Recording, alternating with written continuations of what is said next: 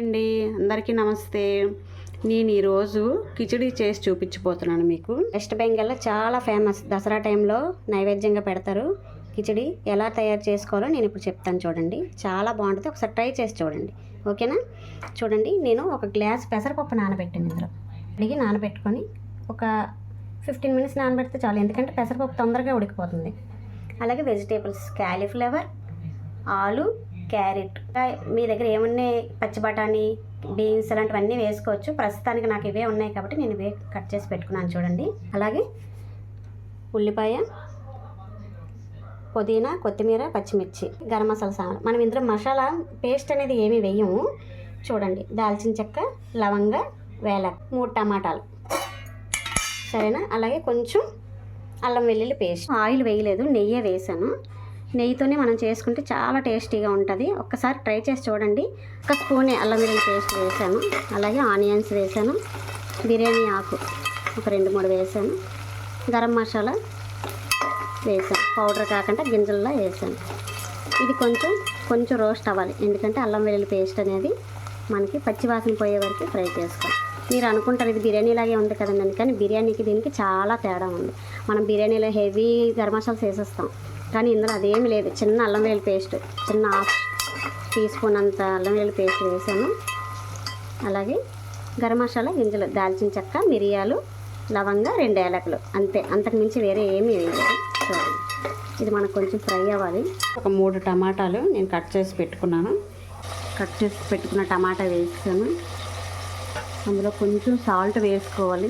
Salt వేస్తే కొంచెం మగ్గుతుంది. మగ్గిన తర్వాత మనం ఇవి వేసుకున్న వెంటనే ఇందులో కొంచెం కొత్తిమీర వేసుకున్నాం. పుదీనా, కొత్తిమీర 2 వేసుకున్నాం. అంటే ఇది కొంచెం ఫ్రై చేసేటప్పుడే ఇవి వేసుకుంటే మనకి స్మెల్ అనేది చాలా బాగుంటుంది.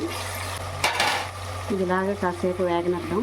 కట్ చేసి పెట్టుకున్న వెజిటేబుల్స్ అన్నీ వేసాను. కొంచెం సాల్ట్ వేసుకున్నాం. సాల్ట్ వేసుకొని బాగా కలిపి కాసేపు మూత పెట్టుకున్నాం. నేను 2 గ్లాసులు రైస్ తీసుకున్నాను, 1 గ్లాసు పెసరపప్పు తీసుకున్నాను. మీరు చిన్న గ్లాస్ అవని పెద్ద గ్లాస్ అని ఏదైనా సరే 2 గ్లాసులు రైస్ తీసుకోండి, 1 గ్లాసు పెసరపప్పు, 3 గ్లాసులు. ఇప్పుడు నేను ఈ పెసరపప్పు రైస్ అనేది ఇందులో వేసేస్తాను. చూడండి,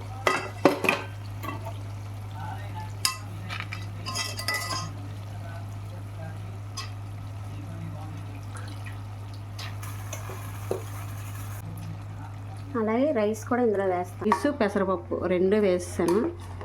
బాగా కలపాలి. 2 కలిపి మొత్తం వెజిటేబుల్స్, ఈ రైసు, ఈ పెసరపప్పు 2 బాగా కలిపి కాసేపు మూత పెట్టి, ఇందాక రైసు పెసరపప్పు వేసాను కదా, వేసిన తర్వాత కొంచెం సేపు రైసు పెసరపప్పు వేగిన తర్వాత అందులో మనం 2 కప్పుల రైసు, 1 కప్పు పెసరపప్పు వేసుకున్నాం. అలాగే 3 కప్పుల వాటర్ వేసాను. దీని మీద పుదీనా, కరివేపాకు, పుదీనా, కొత్తిమీర 2 వేసాం. వేసి మనం ఇలాగే మూత పెట్టి ఉంచుకున్నాం.